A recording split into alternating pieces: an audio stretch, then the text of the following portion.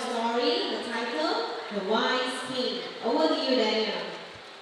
Good evening, everyone. My name is Daniel and I am 13 years old. I will be presenting a story titled The Wise King. Once there lived a wise king. His name was King Solomon. He was famous throughout the land. His people lived happily because he was a kind ruler. Rulers from afar envy him. Not only was he wise, his people loved him very much too.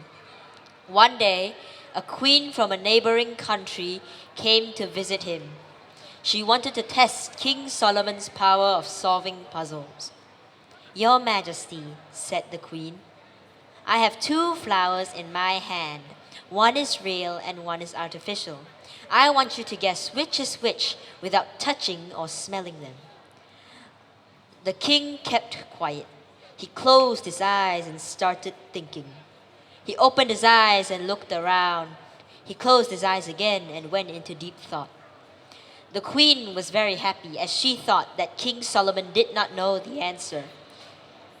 Guards, shouted the king, open all the windows in the palace to let fresh air flow in.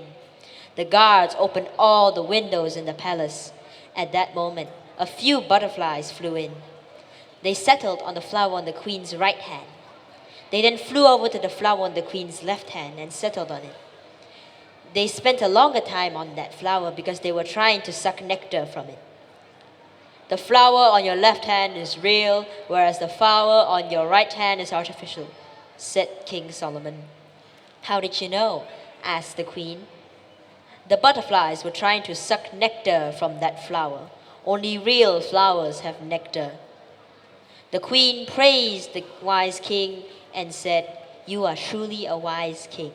The moral of the story is, we have to think of creative ways to solve our problems. Thank you. Thank you.